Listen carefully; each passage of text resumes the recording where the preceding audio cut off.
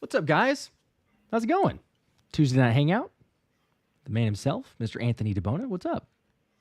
How's it going, Josh? I'm doing good. Just honored to be in your presence. Professional golfer that's in these charity tournaments Stop. and hitting shots in front of Nolan Smith. I mean, this is incredible. Stop. No, we don't. You're gonna go there already. That's Right from we were the talking jump. about this right before, but yes, for those people wondering, I played in Nolan, not with, but in Nolan Smith's charity golf tournament. So that was a blast. By the way, shout out to Darren, Jeremy, and I'm not that great with names, so I really apologize. But Darren and Jeremy for sure, those guys setting us up. That was a blast. We did not play as well as we had hoped. Still okay. I mean, 10th place out of 17, 18 teams, right? Like middle of the pack. But yeah, just to be there. I don't know what my heart rate was exactly standing over the ball before I teed off with Nolan right there, but he had been talking a little smack beforehand. And so, like juices are flowing. I texted you about this, before, but I was like, just to be able to hit it squarely was my goal. And then all of a sudden it took off and I was like, oh yeah, that's the one. That'll work. But I mean, it's only right, Because he had the big sack in the primetime game that we went to in person, and you had to pay him back with a big time performance too. So it's totally the same thing, right? I guess, yes, I guess I will take it. But no, this is good. Get it back here. It's feels like a little bit extra. I mean, it's only on a Tuesday, but I don't know, like going somewhere and a trip and all that. Like schedule feels totally off. I will say, actually, some breaking news here: the Eagles have signed their safety. If you believe that, you want to take a guess who? Is it? I don't know. Did they actually do something? Did I miss it? No, they didn't. It's April Fool's. I'm sorry. Okay. That I wasn't able to get anybody else, so I had I'm to. checking my phone over here. Like, wait a I second. know you were. I'm sure that everybody else too in the chat's like, wait, what? We signed somebody? No, everybody can relax. That's it. That's the only April Fool's I'm joke still that I'm checking gonna my do. phone. I know because there might be someone. Watch it actually happens. I was gonna just say Julian Blackman. I can say Julian Blackman, Justin Simmons. Throw any name out there. Yeah, I didn't tell you that before we started recording, just because then it wouldn't actually do of course, serve the purpose of the joke. I mean, in all seriousness, though, I can't believe that Blackman's not signed. Right? It's kind of doesn't make sense. At least Justin Simmons, I understand. Like last offseason, he didn't sign till August. Like it's clear these veteran guys just don't really want to go through OTAs and things like that. But I thought he'd be signed by now for sure. So I don't know. Yeah, you had mentioned that. I guess on Friday, Saturday, whenever we recorded, whenever it was. Talking about that one and the fact that he's still out there. Mentioned him for a couple different recordings, but I don't know. It's one of those guys. Couple of them. Calais Campbell is no longer on the market, going to the Cardinals. Saying that he was wanting to chase a Super Bowl, but signing with the Cardinals for 1 year doesn't necessarily feel like Super Bowl aspirations. I don't know. Good luck to him, I suppose. I think that, what was it, $5.5 million guaranteed or something like that? I think that's money talks. I'd take that at 38, 39 years old. It's sure, not a bad payday. Sure, absolutely. We've said this a million different times whenever we're recording here, but it's like I'm never gonna knock someone for take care of your family, get the bag, cash, whatever. But it is just it's more so comical. So like whenever we've made statements about Myles Garrett and others, like, oh, I want to go win a championship. Well, actually, maybe not. Maybe it depends on how much you're willing to. So it's more of just the joke in itself because they say those things and then it comes back. But I can't blame them because honestly, I can't say for sure. Not that I'll ever be there, but I can't say for sure if someone's like, hey, you want $40 million? I'm taking it. Sure. I'll go to Cleveland. You're doing a Cowboy show for $40 million? I think you would. Oh my gosh. I'm not answering that one. All right. So in other news, we do have a giveaway to start out with. So I got two of these. Now, the difficulty is because Anthony, and I guess everybody else probably knows this by now, they're very hard to come by. It's getting a little bit easier, but they're selling out so quickly. So the Love Hurts hoodies, and the difficulty of it being at this point in time is the fact that the weather is warming up. So you could still wear the hood. I mean, even if it's not till next season. But Love Hurts hoodie, I've got two larges. So if you're not a large, you're kind of out of luck. I apologize. That's really the only size that I was able to get. These motivation to lose weight. Get into that large hoodie. Yeah, there you go. These are courtesy of myself and Mr. Anthony DiBona. Just go to @DiBona NFL. Make sure to follow him, of course. But to get entered for these, the way that we're doing this one is all you got to do is type in the comments on this live stream. Type in the comments, Hurts. That's all it is. You can type in love Hurts too. It just needs to have Hurts in some form or fashion. One time, don't do it multiple times. It'll exclude you. But we're going to kick it off like that. Start out with a Jalen Hurts, love Hurts hoodie giveaway. Why not? I mean, those things are flying like hotcakes, right? I mean, I shared the link when it went live, and then like within 20 minutes, people are like, "Oh, my size is sold out. My size is sold out." It's not, I mean, it's pretty incredible what they've done with that. I mean, it was kind of weird that they waited so long for it to go live. It felt like that should have been something that like released the next day, and they would have sold. I mean, clearly they have no problem selling them, but receiving a hoodie in the mail in April is like not the greatest thing. But hey, I'm still getting a couple cold days here and there, so I'm going to maximize whatever days I can wear it. So you're in a better climate for that. Mine is like 85. I'm like, yeah, that's probably not going to be wearing this hoodie. Also, I was skeptical because I was trying to get mine as well, so I tried to order a third, but I could only get larges, and it doesn't work for the sleeves. Like, just not long enough. I need that XL, and they haven't had those. So yeah, the Nike hoodies are already kind of on the smaller side, on the snugger side. So yep, we've got a lot of people though that wear large. Either that or they know someone. Yeah, everybody knows somebody. So you enter in the giveaway, whether you are a large or not. But there's lots of comments, and that's good. I like seeing this. I'll keep it up there for a little bit more before we spin this to start out. Later on in the stream here, we are going to give away any Eagles jersey of someone's choice. This one will be up for the previous video, so not someone. Hopefully they're still on the stream, but it might, be one of the 55,000 viewers from previously. So we shall see. Kramer's joining just with a Hurts question mark. What did I miss? Yeah, it's probably a little confusing. You hop on the stream, you're like, what in the world? Why are there so many Hurts? Well, Kramer, you've entered in to win a Love Hurts hoodie. I got two of them right here. So I will ship them out to two people here in a second once we spin those. Hopefully you're a large. If not, squeeze into it or...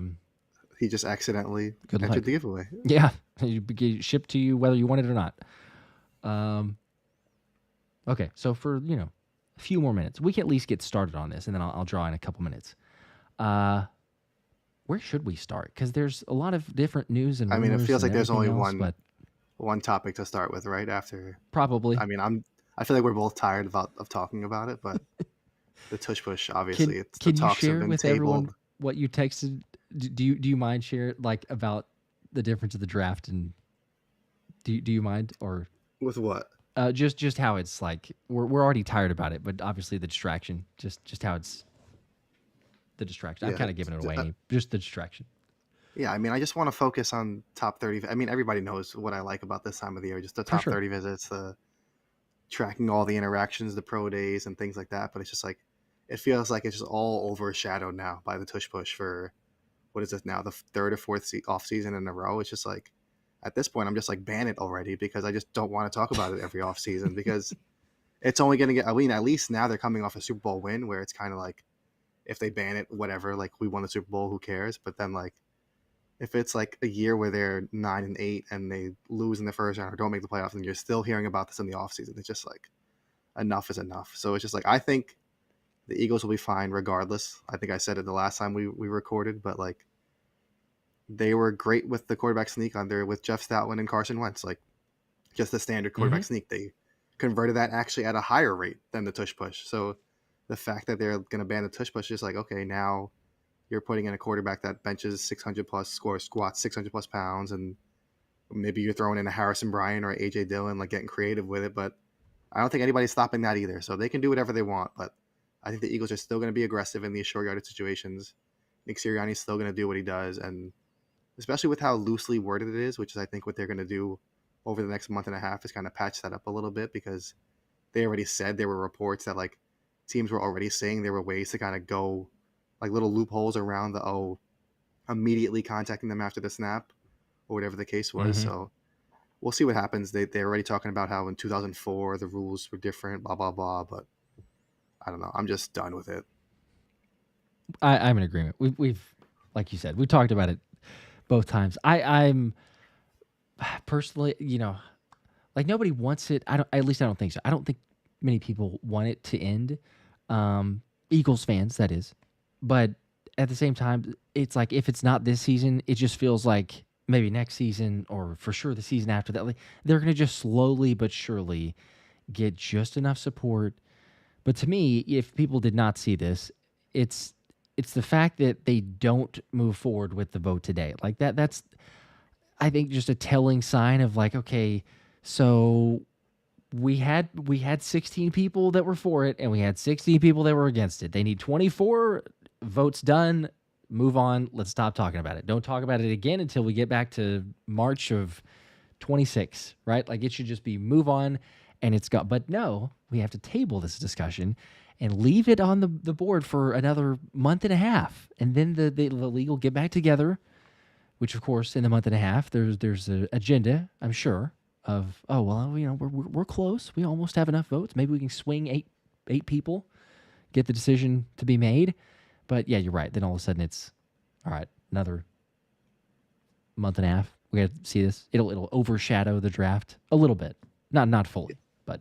It's so frustrating because like you said, they literally, multiple reports came out today that said 16 teams were against banning it. So now it just comes off as like, the league's like, hey, we weren't going to get what we really want, so let's just table it. And they're using it as saying like, oh, we have to refine the discussion, which really means we want a month and a half to try and get 8 of these teams to change their mind so we can finally ban this play. Because it sure seems like there was the NFL chief medical officer, whoever it was, that like yes also brought up the medical concerns and was saying like it could be a catastrophic injury. Like there could be a catastrophic injury on any play, on any sport. I mean, look at what happened to DeMar Hamlin. It wasn't a big hit, but the guy literally dropped dead in the football field. Like, it doesn't have to be. And at the same time, another thing that's crazy to me is a couple years ago, they were saying how kickoff returns are a very dangerous play. And they're like changing the rules to lessen the impact on these plays. But now they literally just changed the rule to incentivize having players return kicks. I mean, do you care about safety or you don't? Like, it just doesn't. Like, the tush push is dangerous, but now kickoff returns aren't dangerous. I just don't get it. Oh yeah. No, there's zero consistency. It's all double standard. It's hypocrisy. Sean McDermott's comment too, which we'll get to in a second, but I did say for people who are going to spin. So before we continue on, let's go ahead and get the spin for the Love Hurts hoodies. Then we'll get to that. As we're doing that, the Eagle won 20 Philly Special Show members. Let's go, dropping the 20 bomb. Matt, you're the man. Look at that, 20 individuals getting memberships there. Heck yeah. Also, Jamar, my cousin, member for 8 months. Josh Tioff was crazy. Flex on him. Thanks, man. I appreciate that. I'll just here. I'll share it. Yeah. I'll put it up here. You should just throw it into your new intro. You got to get a new intro because they won the Super Bowl. Now you got to add that in. I'm very, very, very slowly, as people know, working on that. But sure, let's. Come on, you got to pump yourself up a little bit, right? I guess. I mean, I appreciate that, sir. If you won't, I will. I'm here. Okay, all right. Here's the clip. I'll play it this one time, and then I'm gonna spin because a lot of people have already seen this. I'm sure. I shared this on Twitter, of course. It was the very, very like right as the ball was striking was whenever it got filmed. But at least there was a very small portion of that.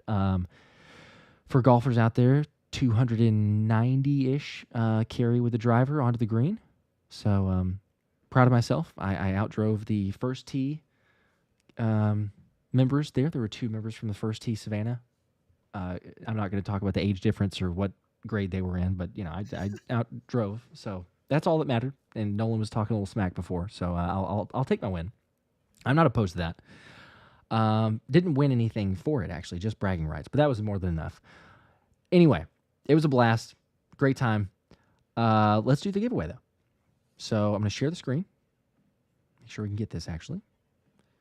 And first winner, we're going to do 2, because there's 2 larges. 321 Meyer with the Hertz and a lot of flexing emojis. 321 Meyer, are you here? C's, my handicap, it fluctuates quite a bit. At one point, it was probably a 6. If I had to guess, I haven't tracked it very closely, but it's probably more like a 10, 11 today. So, it is what it is. It's harder to get out with kids, You know the drill. I know all too well, unfortunately, and I can't play golf for the life of me, so don't ask me about any of that. I got addicted during COVID because, I had to get out somehow, and that was like the one socially acceptable or socially distance acceptable activity, one of the few. So, I mean, I probably should pick it up. My brother-in-law was trying to convince me last week when we had like a little family get-together. Yeah. He was throwing all these terms at me, and I'm like, listen, buddy of mine lives in Texas. He's been trying to talk to golf about me, and I just can't do it. So it's I don't never, know. it's Maybe it'll happen. It's never too late. I'm getting up there in age now, right? So I gotta. It's something you could play for forever. I'll just say that. 3-2-1 Meyer. I'm still waiting for 3-2-1 to comment on the win. Has anybody seen him? I don't think that he's commenting. I have not, from at least on this end. Okay. Comment back in the comment section, bro. Hopefully you're still here. Please be. This was one of these that you do need to be here. I'm not going to wait on this one. John, I don't play golf. Golf plays me. It's probably a better accurate description. I think that's most people. Still not seeing. Here, there's gonna be 2 anyway, so I guess I might as well spin while we're waiting on 3-2-1 Meyer, and we'll just keep an eye out. So the second winner, the other large hoodie, goes to Kimberly Maxfield. Kimberly, congrats, you've won. Assuming you're still here. I just saw her comment hurts. Yes. So yeah. Okay, she says I haven't seen. You were here. I need 3-2-1 Meyer as well, but Kimberly, I see your comment. 3-2-1 respin. Somebody put. That's actually pretty good. I mean, if he's not here, if he doesn't claim it in the next, I don't know, a couple minutes, I'll probably respin. But Kimberly, email me, thephillyspecialshow@gmail.com. I'll get your info, ship it out to you.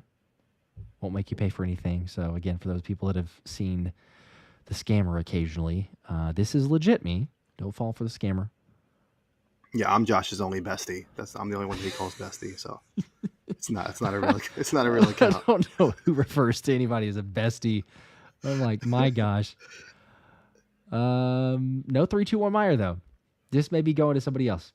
Johnny Pace again with a membership. Let's see. All right, I'm going to give like one more minute. Kimberly, I got you. I've seen multiple. I know you're here. I got you. Just email me, thephillyspecialshow@gmail.com. Email me, or you can DM on any of the socials. If you follow on Twitter, Instagram, those are kind of the main 2. But either way, if 3-2-1 Meyer doesn't claim in the next minute or so, I will spin again. In the meantime, very quickly, let me get this super chat here. Old school BKC creator with a 10. Appreciate that. I didn't see a comment, but if there is a comment, let me know.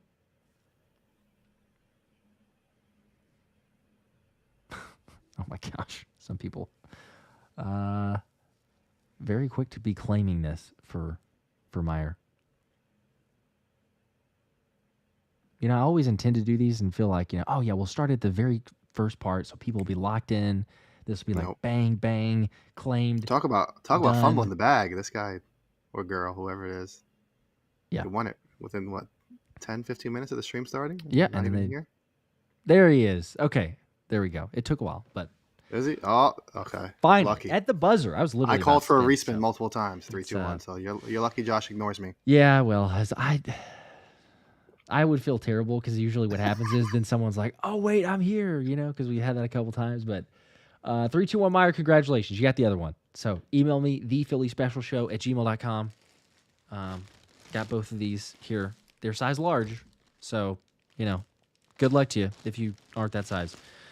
But yeah, get your info. Congratulations. Not the only one. Going to be spinning for any jersey of your choice later. Old school I would love to stream with you guys, trying to elevate my platform channel, Brian Weaver 9607. So that was the comment that was intended with the super chat. So potentially, yeah, we're trying to do stuff over the draft week and everything. But definitely, if you haven't checked it out, go check out Old School BKC creator, Coach Weaver. Can we talk about the biggest news of the night now? What I'm most excited about that we talked about before we started? Yes. Yeah, we should. So anybody that knows me knows I love me some jersey numbers. So according to NFL jersey numbers on Twitter, 4 of the new faces in Philadelphia have their new jersey numbers. So Charlie Hewlett, the new long snapper, is going to wear number 47. Avery Williams, this is an interesting one because he's labeled as their return specialist. He's actually wearing number 18, which obviously belonged to Britton Covey. So that's quite interesting. Dorian Thompson-Robinson is going to wear Kenneth Gainwell's old number. He's got number 14. And then this one might be a little bit controversial, but they've already handed out number 8, and that's going to Adoree Jackson. So he's going to fill C.J. Gardner-Johnson's shoes wearing number 8 in Philadelphia. But those 4 have been announced. I haven't, well, not officially announced, but reported, and this account is pretty accurate usually. I tweeted it out as well, so the others will, I guess, come in the coming days, but they have not given out some other notable numbers. So number 24 is still there from Malachi Starks. If he comes to the Eagles. I saw somebody reply with that. Speaking that into existence? I mean... hey now. In the words of Josh, hey now. I wouldn't be opposed. A lot of people would, I think, like that. Yes, 321 Meyer. I think I already said this again. Yeah, just email me. thephillyspecialshow@gmail.com. You got the hoodie. Yes, you did. He says, for real. You want it as long as you just email me. That's all I got to have. But yes, no, it's one of those things with the jersey numbers. Some people think it's a big deal. Some people don't. And you, of course, as the president of the Look Good, Play Good Association. You know it. Is, I mean, some of these are legit, pretty good numbers. Like Avery Williams, 18, as you said before, you're taking Britton Covey's number. All right. Now with the league touchbacks being, if people did not see, the league has changed the kickoff rule. They will have touchbacks to the 35-yard line instead of the 30. Why not just move the kicker back? I don't understand.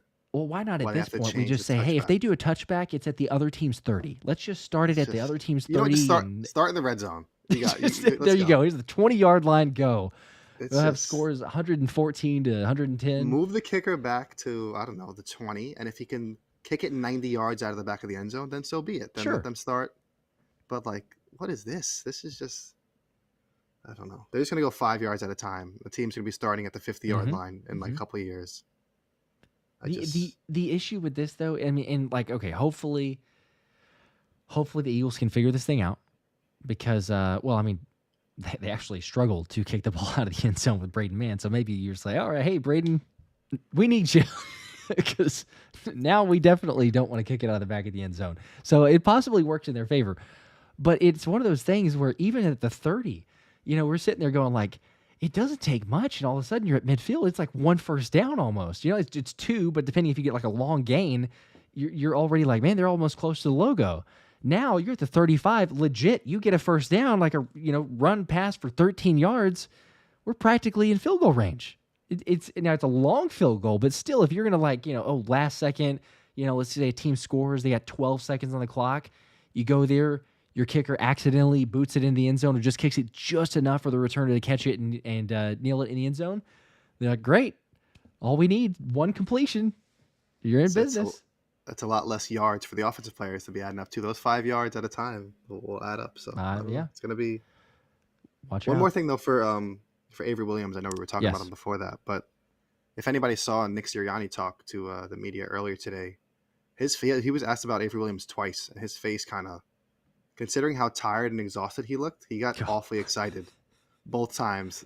Williams was mentioned where he was he was asked what position he was going to play, and then he was asked what kind of role he would have, and both times he was a little bit coy, secretive a little bit, but he had a little smirk on his face. So it seems like there is maybe some type of plan for him to have a role on offense. He wouldn't even get into specifics about if he's going to be in the running back room or the receiver room, or I know he's labeled as just a returner, but it seems like there's going to be a role for him in the offense. So that's kind of interesting to monitor heading into OTAs, training camp, and all that stuff. That is. There was what was the? I'm trying to find the graphic now. It always escapes me, but the kick return, but also the yards. He's like a jack of all trades. There it is. There we go. Okay, I was gonna say that. I know it's out there.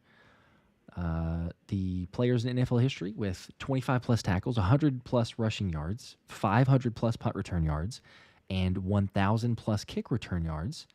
There's only 4: Brian Mitchell, Josh Cribbs, Jamal Agnew, and Avery Williams.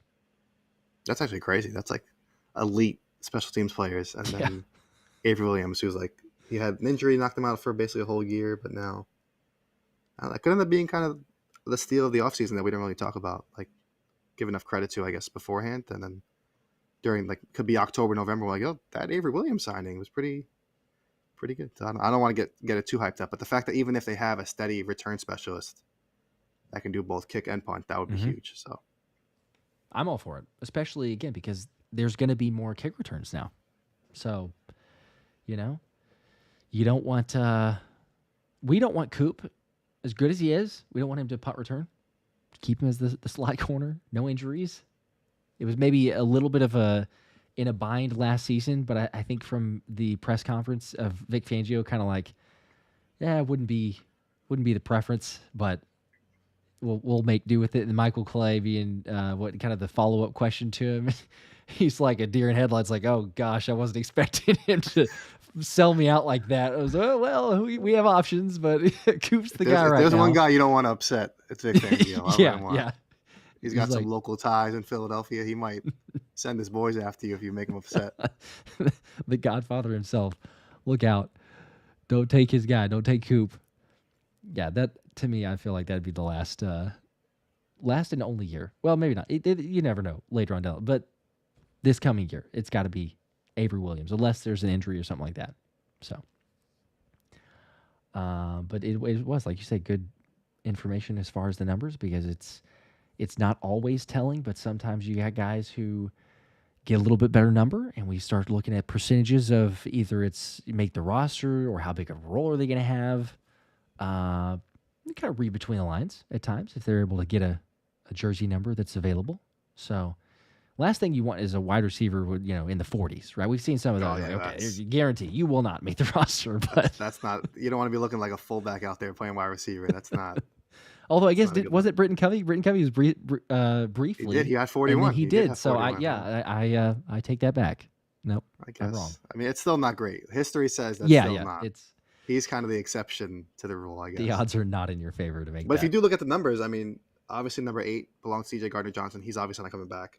14, Kenneth Gainwell. He's obviously not coming back. So the fact that Avery Williams got 18, I feel like that pretty much says that Britton Covey's not coming back. I know technically, like, the door is still open, but I don't think it's going to happen. I agree. I think it's pretty obvious. 321 Meyer, sweet. Got the email. Cool. I will get it over to you. I'll get the info from you and then ship it out. The other thing I have to mention real quick, so we're, I guess, going back to the Tush Push. We were talking about it before and then did the spin and everything else. But Sean McDermott, his comment of, looking at the data and trying to glean something from that. And really, if we're being honest, it's anyone and everyone who's spoken out against it. It's basically the same line of thinking and talk and kind of making stuff up, not fully, but kind of like, yeah, well, the data may not say it today, but trust us, it could later, and that's the big issue, because if it can, then someone might get injured. And again, if you've not seen it, heard it, basically, it's the thought process of the posture that the players are in. And I love the wording that they use on this. It's almost like they clearly all got together with a competition committee. That's exactly what I was going to say. This is what we're going to say. This is what you say when you get asked about it. Every single answer. The posture that the players are in, combined with that play, has the potential for catastrophic injury. Like, what are we doing? What do we do? Would we go out there and say, there's not been a single player. The NFL did the independent study, and I almost think that they wanted that, or now, I don't almost. I think that they wanted that independent study to come back, and they hoped there would be some injuries from that to be able to, like, set this thing up. And then it came back and it's like, oh, there's no injuries. And they're like, dang it. we gotta change this thing. This thing did not go the way that we wanted. And yet I was initially like, oh yeah, see, there we go. We're in the clear. And now they've laid all their cards on the table. You don't have your chief medical officer disputing Howie Roseman very visibly out in the open in front of everybody else with this could be catastrophic injuries on something that got no injuries at all. It's ridiculous.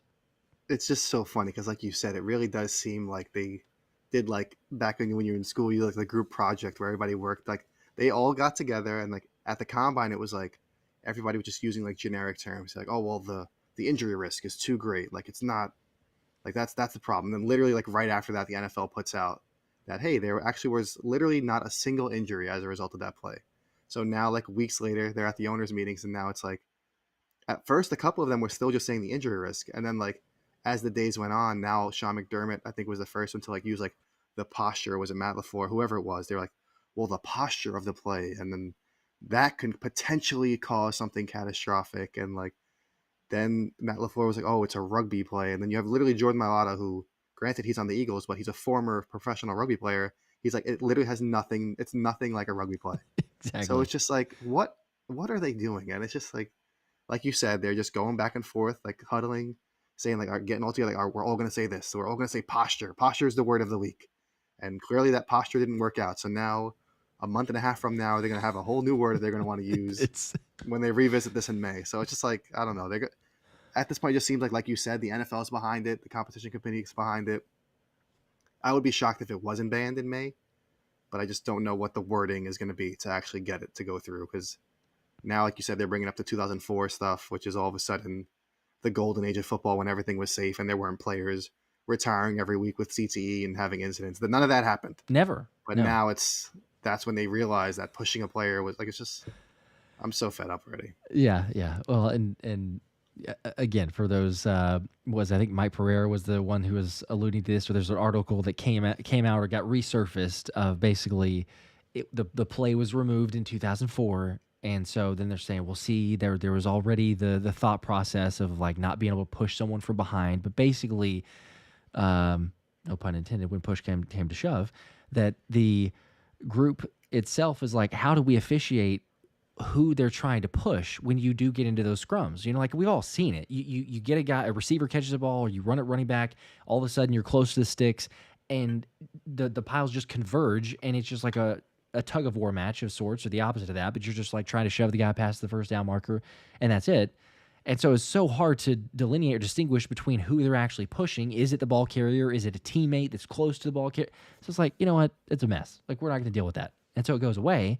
But then, yes, I saw a few. I won't necessarily name specific individuals, but I saw some that you were going back and forth with. And it's just a hilarious assessment there, because you're looking at the play, and like you're talking about, like every one of us remember that was the best, like at least in my personal opinion, that was the best part of ESPN, right? Like, or one of the best parts. The segment of you're going to go through and they have all the biggest hits, and they got jacked up, and like everybody's like, oh yeah, like screaming and yelling, because that was the glory. It was glorified. Like the NFL was okay with the ESPN didn't just go off on their own and be like, oh, this is terrible. The NFL hates it.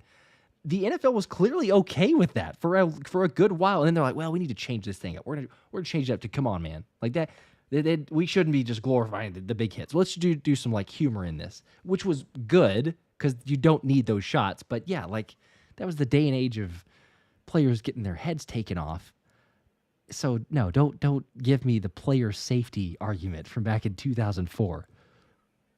It's just, I mean, you had punters getting like knocked out in the Pro Bowl, right? I mean, you just had, there was crazy. It was like the Wild West back then compared to how it is now. So, but I also like that Jeffrey Lurie brought up like a counterpoint. He's like, we're at the forefront of all the other safety issues, like the hip drop tackle. The Eagles were one of the teams that were like proposing changes with that. So they seem genuinely interested in like the safety of players, and the fact that they aren't even bringing this up. And he said today that they actually run the tush push instead of the quarterback sneak because they actually think it's a safer play to do that play. So it's just like, it's just so weird that you're going to change an entire rule because of two teams that utilize the play and one that does it at a really high level. I just feel like that's such like a loser and just whack mentality. I mean, it's just, we've said it before, but like, does that mean Patrick Mahomes can't throw a sidearm now, or Matthew Stafford can't throw no-look passes? Like, Exactly. it's just that you have great players. You're built a specific way.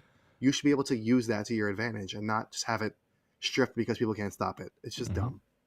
Totally agree. I can't remember who the exact individual is now. I was using it or referencing it earlier whenever I was putting a show together, but I think it was John Stolnis maybe, but it basically saying a similar argument when, like, if look, we're talking about could be injuries or could be catastrophic injuries, then like, okay, I guess we better just start playing flag football. Like, a could be catastrophic injury is every play in football. It's every single time they snap the ball. Like, you're not telling me a player coming across the middle of the field, a player making a cut. Like, you see players tear their ACL just making a cut on the field. Well, I guess we can't do that then because it could be catastrophic based on the posture of their cut that they're doing. You know, it's such a slippery slope. There's nowhere to end this thing at, but the fact that you got 16 even if it didn't grow beyond that, if it's just 16 teams, but you have 16 teams that are going like, nah, this needs to be banned. This is whether it's a belief in legit player safety, which I'm not buying, but whether they want to make that case, or it's not a football play, it's a rugby play, because I think there's a decent amount that are like, oh, it's ugly, it's terrible for the game, blah, blah, blah. But there's a lot of them that are just, look, we can't do it. Can't do it successful. We can't stop it for sure, but definitely can't do it. So no, we need to ban the play. It's idiotic because, like you were saying, yeah, they're not going to go out and, okay, Mahomes can't ban certain plays there, ban RPOs, which they kind of, try to do previously, I guess. But it's like, what, every time that there's a almost seemingly unstoppable play for a team, we go back and go, oh, well, then, okay, no more of that. It's like saying, like, back in, like, when Cam Newton was dominating the league, you're like, oh, and when you get in the red zone, your quarterback can't run. Like, it's just like, no, you have these players that have special talents and they're incredibly strong. Your offensive line is great all around. Like, and if you look at a lot of the tush push plays, a lot of the time Jalen Hurts is across the line to gain before anybody from behind him even touches him. Oh, for sure. So it's just like, sometimes Devontae Smith is back there. Like, do you think 160-pound Devontae Smith is really making a difference in this play? Like, it's just, I don't like, it's, I hate it. So we're both irritated. Like, it gets me worked up because it's just I think you said it's a loser mentality. It's a, like, non-competitive, it's a sorry loser mentality. That's what it is. It comes down to the fact that they can't stop it.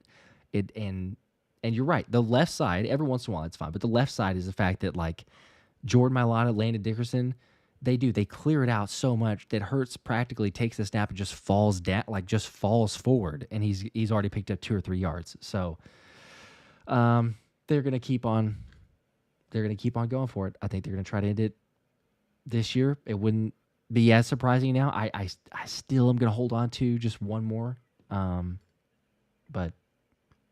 Like I said, I think it's gone. But I do love the idea that, I forget which writer it was, but somebody had tweeted out, and I retweeted it.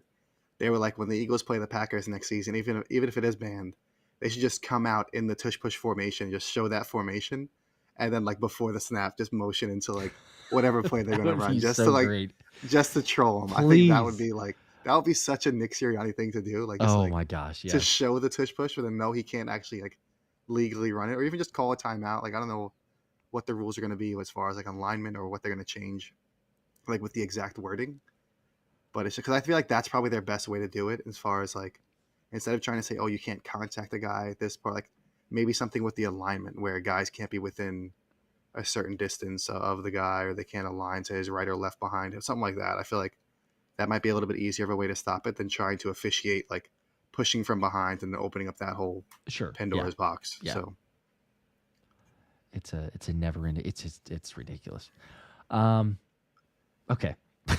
I think we talked enough about. Can we have enough tush push talk? Yes, I think so. The league did it for what, like what was it, an hour and a half for 3 straight days? Or how about like the last 3 days? I think. Yeah, that's just crazy that it's going to take that long. And even more heated discussions of Howie and all that. But old school with a 5 more. Appreciate that. Eagles should draft South Carolina top safety. That's the comment and takeaway there. I mean, if he's there, that's an obvious choice. It feels like that's your guy, right? Yeah, but is he gonna be there? That's the like I'm all for it, but it's honestly it's reached the point where I say this every year, where it seems like there's somehow 50 players that are not going to be there for the Eagles at 32. It's just like, okay, that's but I mean, true. I'm obviously over exaggerating, but I know, I but feel I get like what the you meat and mean. potato, and a lot of people say this, like the meat and potatoes of this draft is in that like 10 to like 50 or so range. So there's somebody going to be like really talented that's going to fall to the Eagles at 32, or even if maybe there's multiple players at a certain position and they want to trade down, like there's going to be options for them. So I think they're going to have somebody really good fall to them at 32, because every mock draft I see, there's somebody commenting, they're like, that guy will never be there at 32, which is like my least favorite thing to see. And I've tweeted about it weeks ago. It's just like, nobody thought Nolan Smith was going to be there when the Eagles got him. Nobody thought Nakobe Dean was going to be there. Nobody thought Cooper DeJean was going to be fall to the second round. Like, the Eagles especially have had guys fall in their laps that nobody thought would be there. So to say that anybody weeks beforehand is like, it's just crazy. I really can't rule anything out. And you know my history of percentages. I'm sure a lot of people are. So I've kind of thrown out saying that anything can't happen at all. So I'm done with that. I think we could get it again. Somebody fall, because even Jalen Carter. You know, I mean, nobody's saying he's going to go to 9, and I mean, who knows? Did they have to trade up? Maybe not. It's one spot. They might have just been there at 10. Either way, who cares? You just go make sure you get the guy. But 2 successive drafts, your first picks out of each one is guys that just fall to you for some reason. So yeah, old school upgrade to the Hungry Dogs tier too. Appreciate that. Let's go. Access to the Zoom calls each month as well. So appreciate that one. I feel like it changes by the day. You're probably the same, you know, because you go through, do the mock draft. You're like, oh, okay, there's so and so is available, and it does. Everyone that you do just about is a different player available. Or in my head, I'm like, yeah, let's go this route. Let's take a different player. But as of today, nobody fact checked me on any previous statements that I made about the draft. But as of today, I'm just kind of talking myself into a Walter Nolan. Like, I've seen so many other guys, but like, I don't know, the idea of, because you know we need a safety, in my opinion, as of today. Sure, if you want to go and get that, there's other options. You get Donovan, Ezeiruaku. You could get other guys up there. You could get an offensive lineman. Maybe that's on their board. Does Shamar Stewart fall that far? You know, but Walter Nolan with Jalen Carter, he may not be there, but that's one of those that, as of today, I feel like that's probably the top for me right now. Even more than, well, maybe not even more, but I don't think that Nick's going to be available. Who's going to be available? I don't think Evan Warren is going to be available. Okay, yeah. I mean, it's tough, right? Because I feel like just the interior defensive line is just such like a higher premium position than a safety would be. Mm-hmm. So it's almost like positional value wise, I think Walter Nolan would be better too, because we've seen the projected Jalen Carter contracts $40 million, whereas like top safeties making what, like I think like 17, 18 million a year, something like that. I mean, the Eagles haven't had a really highly paid safety in such a long time that I don't really keep track of that market. But it's just like, yeah, Walter Nolan just seems like the dream, right? I mean, you have Milton Williams leave, and then you just have an elite prospect step right in, where like it almost perfectly aligns with the Eagles because of what they like, where they like these highly ranked high school recruits. And Nolan Smith was another guy that like super highly ranked coming out of high school, didn't have the greatest like college production, but everybody could see his potential. He just couldn't really put it all together. And then sure enough, Walter Nolan's kind of the same exact player, like less of an athlete. He's not the freakish athlete that Nolan Smith is, but everybody's seen those flashes that he's shown on the field and how highly regarded he was coming out of high school. So like if he fell to 32, that would just be a dream scenario. And I did a live stream last night with the Party on Broad Street guys, and we each did a mock draft, and sure enough, Walter Nolan fell to me at 32. And I said, I'm not even going to think about it. Like, Walter Nolan's the pick. I mean, then you just figure it out from then on out. Like, if it's going to be offensive line or the edge, however you want to do it from there. But it's just like a guy of that caliber falls to you at 32. It would be hard for even me to even like consider trading back or something like that. Even if he fell to the mid to late 20s, I feel like it would be a consideration to kind of move up and grab him. So trade up. We'll see what happens. Yeah. Okay. Well, that was truth be told, kind of floating that one out there because I saw a little bit of the mock draft results. So I was curious to get yours. But no, I appreciate that because some people may not have. And again, if you have not, you threw me a little lob there. I appreciate it. To follow Anthony at DiBona NFL because you're missing out. You're gonna get probably at least one mock draft every single day, if not multiple, from here on out until the draft. So I haven't put one out on Twitter in a while. I was gonna say I'm used to cup of coffee. Well, I don't drink coffee. Slacking, whatever you drink, right? But the morning mock draft, and then it's kind of like, ooh, hey, I like that. That's a good potential. Or disagree. Last year's disagreement was if you ever didn't have Ezeiruaku on the draft, which the Eagles did not get, but that was kind of the go-to. Didn't happen very often, but an occasional non-Ezeiruaku draft. I was pulling this up, by the way, too, because as you mentioned the safeties, I was curious as well and did not know off the top of my head, but the top safety contracts, Antoine Winfield Jr., 21 a year. Oh, see, I underestimated a little bit.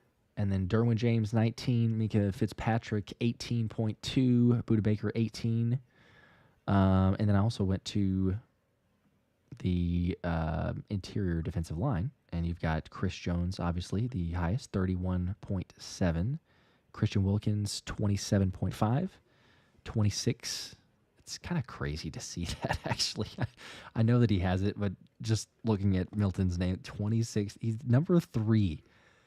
Like, he's good, but I mean, like, I was thinking this to myself because I was listening to, I think it was the PHLY show or something like that. They were talking about like the Milton Williams contract, and I'm just like, you look at the stats, and I know we all know because we've watched him for years. Like, sure, he had a pretty big impact on the game, without a doubt. But at the same time, like, a top 3 player at his position, like that's what he's paid, like a top 5. Like, I like Milton Williams, but that's crazy. It's just like it's astronomical money.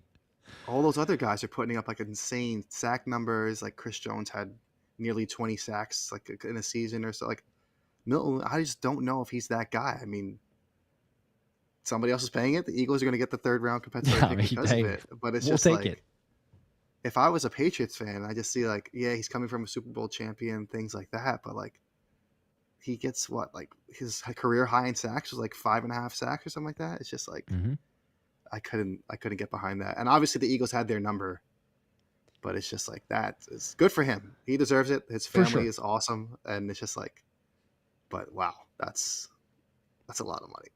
You love seeing good things happen to good people, but yeah, yes. I'm like Sticks here was saying he's good, but not 26 million good.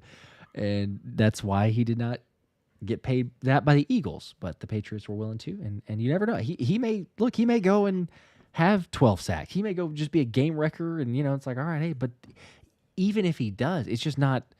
It's not in the cards for Philly. You got too many guys to think about in the future and pay and contracts and value and all this other stuff. It just wasn't going to happen for Milt. But yeah, you look at Walter Nolan.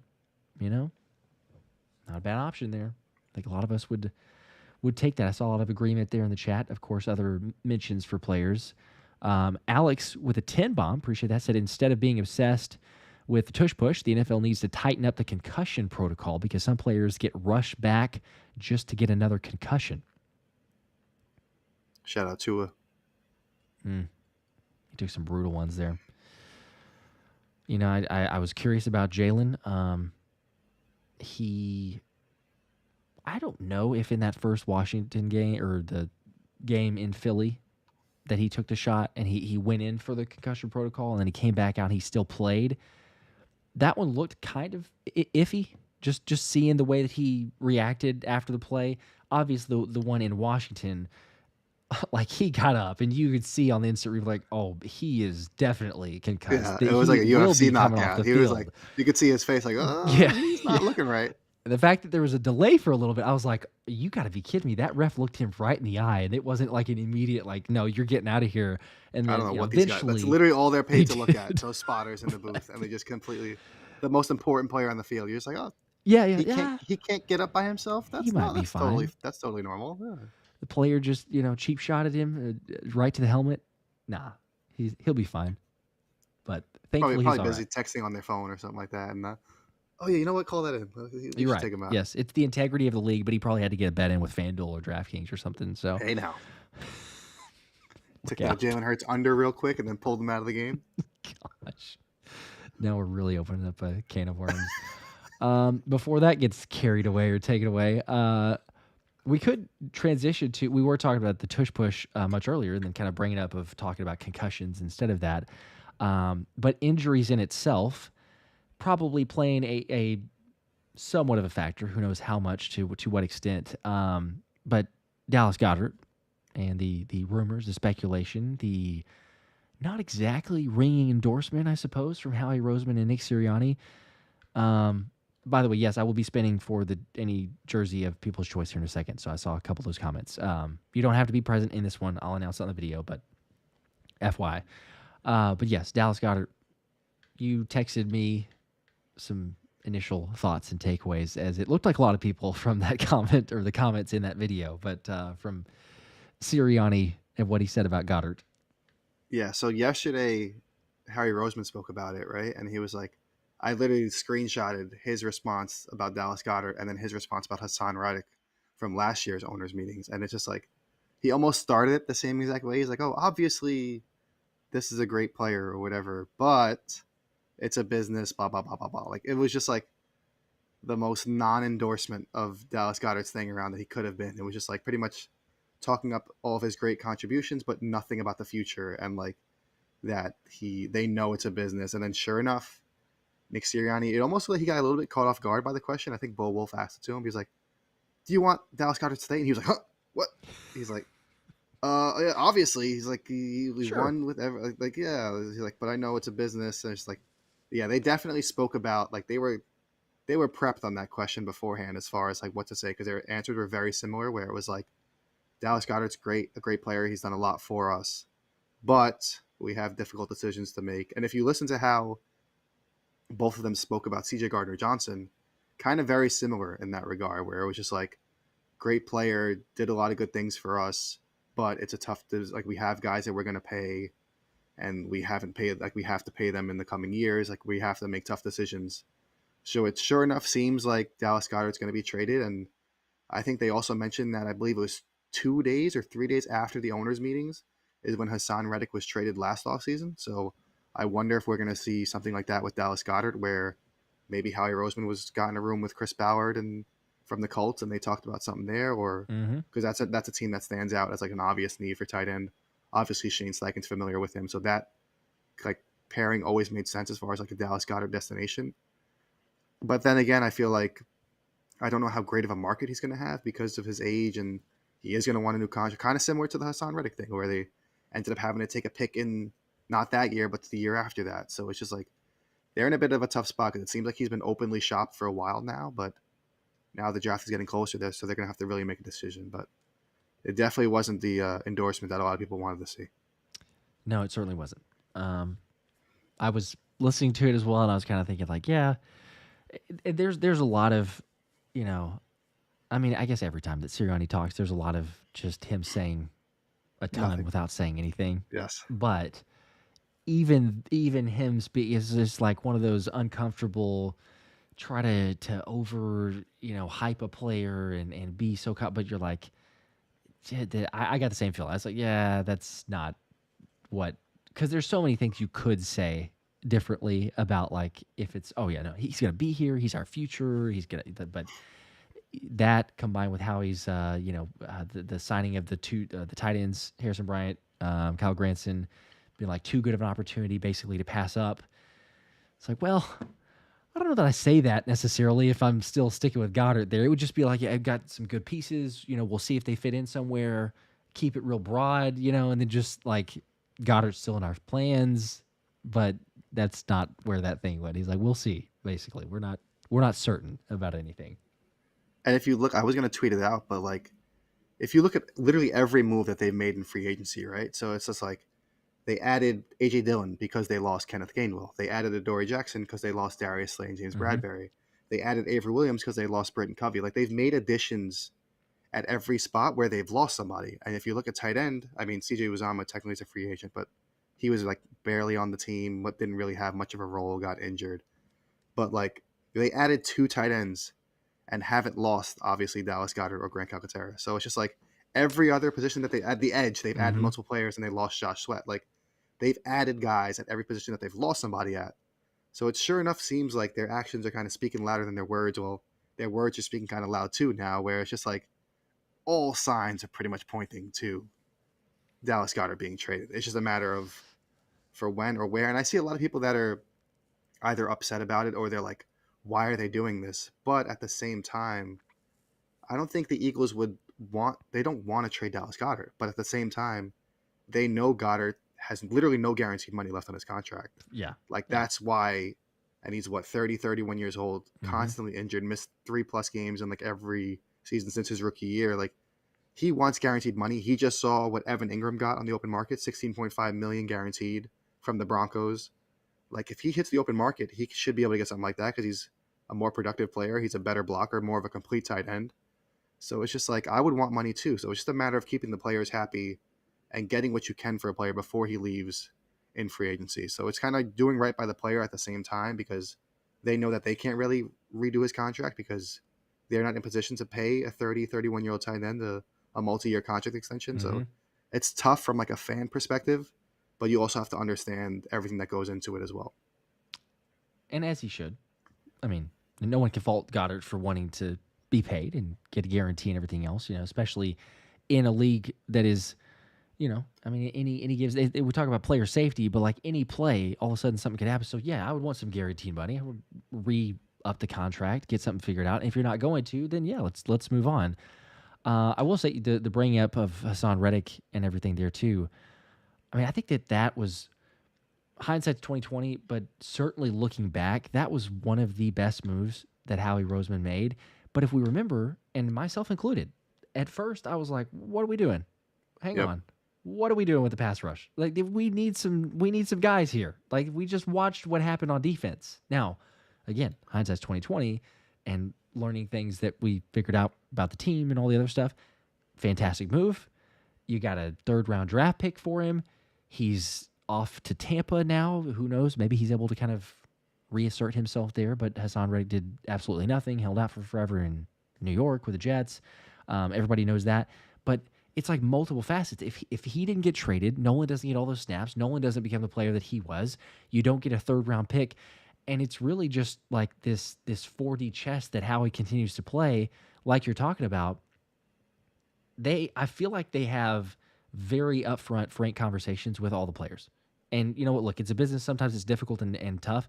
But like you don't get near as many, every once in a while you do, but you don't seem to get near as many like complete stalemates where it's like neither side is going to budge, but then also both sides act like we never saw this coming. Like it's the conversations where maybe that is happening. And again, some speculation here, but maybe that was happening with Hassan Reddick. But then Howie goes, fine, that we know that's going to take place. We're going to move on. We're going to get what we can for you, as you're talking about, because otherwise, what, you hang on to the player, he's, got a grudge, maybe he doesn't play, maybe he holds out, but then you try to get something for him and possibly you can't, and then best case scenario, you get a comp pick for him, which may not even turn out to be that great. So you know what? Yeah, if you could trade, even if it's for 1 round earlier than what a comp pick you would have gotten for him, go ahead, do it. Get some sort of value, and you help free up the player because they're trying to go to contract, at least hopefully. Obviously, the Jets situation, I don't know what they were doing with Hassan Reddick and screwed him. Who knows what the truth was on that side, but all things considered, again, I think that's just the business side. But what makes Howie Roseman so effective is if it's not going to work out for both sides, then let's just go ahead and move on, and you can go find another team. As much as I would hate to see Dallas Goedert in many other colors, I'm kind of with you that this is as it goes, as it drags out, as we're hearing things and reading between the lines, it feels like he's not going to be on this squad. And I don't know, maybe we get a Harold Fannin, right? Like we feel a little bit better if you supplement with Harold Fannin Jr. Some people would not. Some people don't want that. I mean, they're going to know more about him with Scott Loeffler in the building than anybody else will, right? His former head coach that was with him his entire career at Bowling Green. So I shared a screenshot that the Eagles had in the scout at Bowling Green's Pro Day, front and center for Howard Fannin, like running drills. So maybe, I mean, besides him, this is probably the best tight end class in years. So that's another reason why I think it almost perfectly aligns, kind of like with the whole Walter Nolan thing and the depth along the defensive front in the draft class. Like the strengths of this draft really align well with what the Eagles have positioned themselves to have as like needs heading into the draft as well. So it really works out perfectly where they have, I mean, Tyler Warren and Colston Loveland are like the top tier tight ends. I don't think either one is going to realistically fall to the Eagles at 32, but you have guys like Mason Taylor and Gunnar Helm. And I mean, Harold Fannin, like you mentioned, there's plenty of tight ends, Elijah Arroyo. There's so many tight ends, different shapes and sizes, different skill sets. They have Gunnar Helm's literally drawn comparisons to Dallas Goedert because of his blocking experience. So they're going to have options. And the fact that they added already Harrison Bryant and Kylan Granson, who's a guy that I highlighted myself before free agency. Grant Calcaterra obviously isn't the blocker that Dallas Goedert is, but he showed a little bit of like receiving chops last season. And I mean, I'm sure they take a step back and they look and they say, listen, we played well without Dallas Goedert when he was out last season. They put up 30 points a game or something like that when he was out. I mean, the things like that matter. It's just like that gives you a chance to kind of assess your team without a player because you literally played multiple games without him and had success. Whereas in previous seasons, when Goedert was out, they really took a hit and it seemed like they really struggled. But that wasn't the case last season. So now they're going to make a tough decision, and it sure seems like he's going to be moving on. Kind of feels like we were saying something similar last year if we were talking about the draft, because we're going like, all right, well, this is the year. If Howie's going to draft a cornerback in the first round, it better be this year because there's a lot of talent. You got different options there.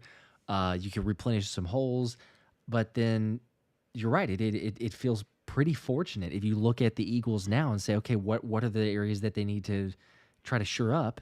And you got more depth in the draft. You got some speculated. No one knows for sure. You got some guys that maybe don't turn out, but just the hit rates are probably a little bit higher than some others for tight end and other positions. So, yeah, I'll be curious. I'm interested to see how that one pans out. But it's fortunate. It's obviously a lot of the long-term planning too that Howie goes into as well with the draft. Anyway. Yeah, I mean, it's just tough because Dallas Goedert, like I said, he earned the payday. We've talked about how much we want to see players like get paid, but it's just like it's the business at the end of the day. They're going to look like they're going to move on. We'll see. Maybe we're wrong though. It's never impossible. I suppose could be a Josh Sweat situation, right? It seemed like Josh Sweat was going to be out the door, and then next thing you know, they reworked his contract or whatever it was. So we'll face. Trent Wright with a 5 says underrated headline: Colts and Cardinals suck. Guess Sirianni had the secret sauce, not his coordinators. I wish that there was like an article out there. Like I would click on that article. I mean, that's a pretty bold. Wait, what was that again? Let me write that down. Underrated headline. Yeah, if I was scrolling by and it just said Colts and Cardinals suck. Guess Sirianni had the secret sauce, not his coordinators. That's probably one that I would click on. I'm not gonna lie. There's some interesting ones out there, but he does deserve credit as much as we've knocked him in the past or criticized for other things, which I still feel like we're, deserved criticism on his side. But the growth and the maturity and changing and evolving, I mean that's honestly, I feel that's not even just within like the NFL. That's everywhere. If you're not willing to self-reflect and say, you know what, I need to change in these areas, you're probably not improving. You're probably not going to get where you want to go. So yes, kudos to Sirianni. I don't know necessarily what, Steichen seemed like a good dude. JG, I don't really care about it. But like, maybe it's them. The Colts organization had some issues just in general. So who knows for sure. But yes, Sirianni absolutely deserves it. And he deserves a new contract, which it sounds like that's probably going to happen. Jeffrey Lurie was, he'd be careful with how he talked about it. But that sounded like almost a foregone conclusion that he's going to get paid, as he should. Yeah, unlike the Cowboys, I think the Eagles are going to take care of their head coach going into a contract year and not get into that messy situation. But I also love Sirianni, the way he was carrying himself like at the owners' meeting, even though he looked like he hasn't slept since the Super Bowl. But it was just like he was like mentioning how he's like talking about like the growth of the team and how they're going to continue to evolve. Like he was asked about what they're going to do or whatever. He was like, I'm not going to say that we're going to water the flowers because you guys hated that 4 years ago. Like you could tell he's feeling himself a little more. He was wearing the shorts for the coach's picture with the hat thrown down between his feet. Like you could tell he's carrying himself with a little bit more of swag. I mean, he already had a ton of personality and like attitude and charisma. So the fact that now he's got a Super Bowl ring under his belt is just another notch for him. But yeah, I think he's obviously going to sign an extension. It's just a matter of time of when they're going to announce it. I would assume that they would want to announce it before the draft, because it just makes the team continue to look even better, how they take care of people and get ahead of things. So they already announced the additions to the coaching staff, which pretty much all of them were reported except for I think it was Tyler Yelk that like changed like from one side of the ball to the other or whatever it was. But yeah, so I could see that officially happening soon. It sure seemed like Jeffrey Lurie was alluding to it, like you said. He was like, "You'll guys find out soon, like how long Nick Sirianni's going to be around here," or something like that. Yeah. Which that's all you need to say. You don't say that if it's like, yeah, we're probably going to move on. This might be his last year. If you're like, you guys are going to find out soon. No, that's not how you break it, especially a Super Bowl winning coach. So, good for him. Good for him. Definitely some changes from, gosh, what, week 5? It was just how that went. Week 5, week 6, coming off the bye. Yeah, but he did it. It's also funny too, because like another thing he mentioned today, where he was like, another thing he mentioned when asked about like evolving was like, oh well, I talked to, I think it was like his niece or something like that, where like she was a 7th grader playing in varsity basketball or whatever it was. He was like, I know damn well if they were coming off like a 9-8 season, they would be like, Sirianni's taking notes from his 7th grade niece, like he's an idiot. Like damn well that's how it would be like perceived in Philadelphia. Oh, completely. So it's the best to see him fire him now. Say stuff now, and just like one cool thing. That another note. I know I keep going back to these interviews, but I don't know if you caught this, but he did mention that it sounded like it was like him and his entire staff, but they were going to sit down with the Iowa State coaching staff. He had connections with Matt Campbell, the head coach there, because he was like talking about how the scheme's going to change and things like that. He's like, we're going to sit down with the Iowa State staff. So I'm assuming that's more than just him, So that's kind of a cool thing. I don't know if he does it every offseason because that's like his boy, but it's cool either way. I wouldn't mind that. Never hurts to get some extra creativity, change things up, as you might see. So not too bad. All right, I'm going to go ahead and spin this, by the way, just because I know people were waiting on the giveaway itself. We got all the comments for any jersey of your choice. So let me get this one teed up here. Good luck to everybody. You don't have to be present. Hopefully you are. It'd be great. But if you're not, I'll give you an opportunity to claim it. And here we go. It is lots of different names here. Unk Gas is the winner. Congratulations. Unk Gas says, I need a black A.J. Brown jersey. Well, sir, if you are here or hopefully you see this video, see this clip, I'll include it, again, like I say, on a future video. But just reach out to me, thephillyspecialshow@gmail.com or one of the socials, and you'll get the black A.J. Brown jersey. Good for you. Congratulations. Again, like I say, hopefully you're here on the stream, but most of the time it doesn't happen, and I will give you a heads up the other way. That reminds me of the guy bringing up the black jersey, but it's another topic we could talk about, the alternate jersey change up to 4 games now. That's pretty cool. Legit. We got the black and the Kelee green that they could go with, the Kelee greens also for those. I'm thinking they're probably going to go, 3 Kelee green and then 1 black jersey, I would think. That's what I would assume, but I don't know. I never understood why they didn't max out the Kelee greens anyway, right? Because wasn't it the 3 they could do? The all-black uniform is my favorite, though. I can't let them get rid of that completely. For sure, yeah. Like it does need to be worn. Save the all-black jersey for, like, whatever Thursday night home game you get, if you get one of those. Like, it has to be like a night home game. Yeah. You wear the all-black is what I think they should do. I like that. And then you could do the Kelee green whenever you want. Spread it out. Do it early season, mid-season, late season with the Kelee green. There we go. Maybe all black for Detroit. I hope that's the first game too. I think that would be a great home opener. Wouldn't that be awesome? Just smack them. Put them in their place. So, them or Green Bay, right? Is Green Bay on the road, or I don't remember? Yeah, it's in Lambeau. Yeah. Oh, okay.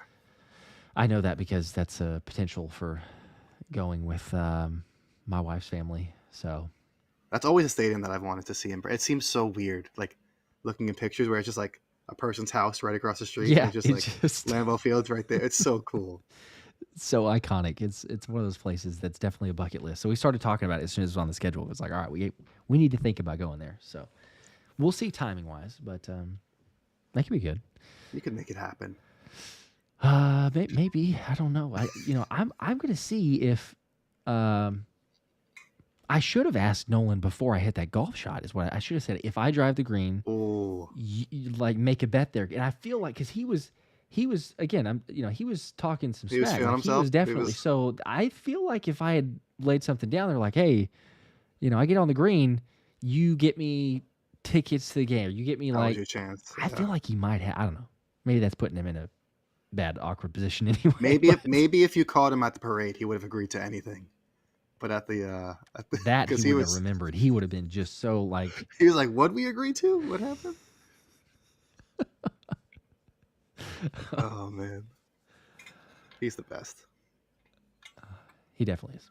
Yeah, he was. I think my favorite one was whoever was outing him.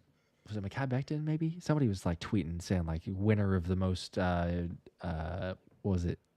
I forgot how he worded it. It was basically like saying who was the most drunk or the drunkest. It was like clearly Nolan. Yeah, everybody know the answer to that one. Yeah, that was obvious.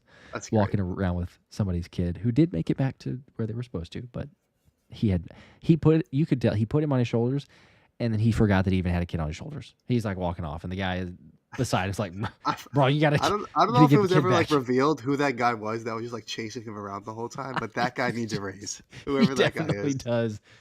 You're like, man, he's definitely on one here, but good for him and for JB. Appreciate keeping Q under wraps. Yes, they were trying to interview Q, and JB's like, "Okay, he gave you go birds. That's it. That's enough. That's enough. Back it out. We're done." Oh my god. Good times. All right. Getting up against it here, so I'm gonna wrap in just maybe one final quick topic here, if that works for everybody. Again, I don't think I've seen Unk Gas, but I'll give him a chance on the video, like I said. So congrats there. Andy Reid did talk about Josh Uche. I found that interesting. You may have seen it, probably saw it. Mm-hmm. I saw it. We've talked about him a couple different times, and obviously didn't work out in any way for Kansas City. But Vic Fangio even made mention back during the trade deadline last year when Uche was acquired by Kansas City, not specifically talking about Uche, but just talking about acquiring players midseason, how difficult it is, hard to get him acclimated, all these other things. And then that's basically what Andy Reid said. It's like, yeah, it wasn't really the best fit for us, difficult because of the time of year, all that other stuff. So I did see comments, not a ton, but I did see some comments of being like, oh, that's not really a good signing. Uche, he didn't do anything with the Chiefs last year. He was inactive for the Super Bowl. But there's a big difference between Bryce Huff being inactive for the Super Bowl versus Josh Uche being inactive for the Super Bowl. Now, I know Bryce Huff had the injury, but he was still a full offseason, a full training camp, a good bit of the season, injury, comeback, still inactive, but you're in the meetings all year long. If you're going to make an impact, you're going to play. Uche is the type that you're joining a team that was, winning almost every game, even if they were eking them out, but they were winning those games and in a good run. So a little more difficult to get on the field. But I don't know, maybe a minor thing. I just appreciated Andy Reid kind of sharing some light on that. And I think we're both optimistic, obviously, for Uche, what he could potentially do there. But you're not asking him to be like a, 10-sack guy. You're just one of those rotational pieces that could be underrated from what most people see. Yeah, and I feel like he already has like a great mindset where in his introductory press conference where he would just say, kept saying like compete and earning things and learning. Like that's exactly what you want to hear from a young guy. He doesn't expect, even though he's a former second round pick, he doesn't expect anything to be handed to him. It seems like he knows where he kind of falls in like that edge rusher hierarchy in Philadelphia. And I mean, we've seen watching the Eagles over the years, like you have to go back to like Jay Ajayi or pretty much for like a midseason trade that actually worked favorably for the Eagles. Like the Eagles have traded for guys in the middle of the season and a lot of them never worked out because like you said, like you don't have the OTAs training camp. That's why even when guys are injured, look at Sidney Brown where he missed all of that due to injury and was never able to really find a role under Vic Fangio. Whereas the previous year, he did show like promise before that injury. So missing time. And then now, especially you're in the middle of the regular season and you have to learn things on the fly. Like that's a tough situation to be thrown into. Like you said, on a defense that already is one of the best defenses in the league and was already playing well. Like he was kind of just brought in as like, hey, If we can get something out of him, great. If not, then like whatever. So I think it's a great situation for the Eagles and for Josh Uche because they need help on the edge. He will have a chance to have a role, and we'll just see what happens. It's not really like he's going to be forced or pressured into anything either. If you get 4 sacks, 5 sacks, I mean, a rotational guy, I think that's a really solid year. So anything above that is, just gravy. But for the price, the cost that it is on the contract in itself also, why not? Eagle 20 says, Josh, the April Fools got me up in arms. I'm catching up on the show. So he started it a little bit earlier. Poor guy. At the very beginning. I'm going to probably see a lot of like messages coming in from people rewatching or like watching this thing back. So apologies. It was April Fools when I said it. So if you're watching it on April 2nd, don't hate me for that. It was appropriate. It was within time. Can I throw one last topic in real quick? Yeah. We did have another top 30 visit that was reported by Jake Rabati of the Liberty line. Forgot about that, yes. Texas A&M interior defensive lineman Shamar Turner is reportedly coming to Philadelphia for a visit. And I know it's kind of hard to keep track of all these Texas A&M guys because they have like literally three defensive linemen that might go in like the top 50. But there's Shamar Stewart, there's Shamar Turner, and then there's Nick Scarreton as well. So I thought you were Shamar again. Okay, yeah. Yeah, Shamar Turner is more of like the interior defensive lineman where the other two are probably going to be playing on the edge. So he's very similar, and I pointed out in a tweet to how Milton Williams was used at Louisiana Tech back when he was in college, where he was literally used up and down the defensive line, which is kind of like what Vic Fangio likes to do. So it would be definitely an interesting fit, but he does have some off-the-field questions too, where I think he had like a reckless driving charge on his record, and he literally uppercutted a guy into the gonads or whatever you want to call them during a play. So like during a game. So definitely some things to work through there. Maybe that's why the Eagles are bringing him in, but regardless, definitely a talented player that if he fell to 64 or if the Eagles traded back from 32, I think he would definitely be in play for the Eagles and make a ton of sense. Kind of like a compensation prize if you can't get a guy like Walter Nolan. Okay. I would I'm still going to hold out for Walter Nolan, but yes, of course. I can appreciate it. It's very notable, as we will always just continue to say with the top 30 visits, what it means for the Eagles, and they usually go those routes. So I'm just waiting. I need to see some more Walter Nolan, Nick Emenwari, some guys that are telling me for sure that they're trading up in the draft. I don't know. See that name pop up on the ticker. If it happens, who are they trading up for? Yeah, they're all okay. I'm just saying. Then I remember watching back your reaction of them trading up for Cooper DeJean last year. I was like, it can't be. It can't be. I was like, come on, Cooper DeJean. That was awesome. I was so hopeful, but whenever the Rams, or not the Rams, who was it? Now I'm drawing. It was the Rams that traded up for Braden. Oh yeah, it was the Rams. Yeah. Because remember, even Howie Roseman and Jeffrey Lurie were like, "Oh, that's it." Yes, that was Because I was and then they said Braden Fisk, and they were like, "Oh my god." I thought for sure it was over because right in front, who's not going to trade it, and then it's like, okay, go get him. Now's the time. The rest is history. Crazy, right? How about that? Okay, I do probably need to. Yes, I do. This was fun as always. Appreciate everybody. I'm going to run because I'm back from the trip, and dad duties are required also at times. So, congratulations to Ungas. Did not see the comment here, but again, for the 15th time, I will let them know on the upcoming video. They'll have some time to claim it. If they do not, then again, I will give it out to somebody else. So keep an eye out. Next video should be dropping relatively soon, and I'll just go ahead and say it now.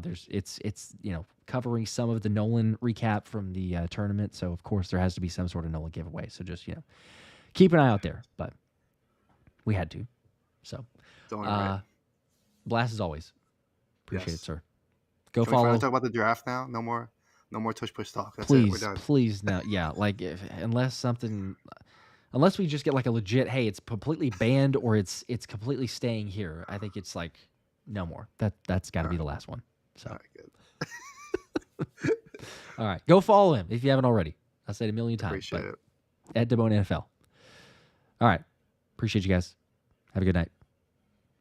Go Birds.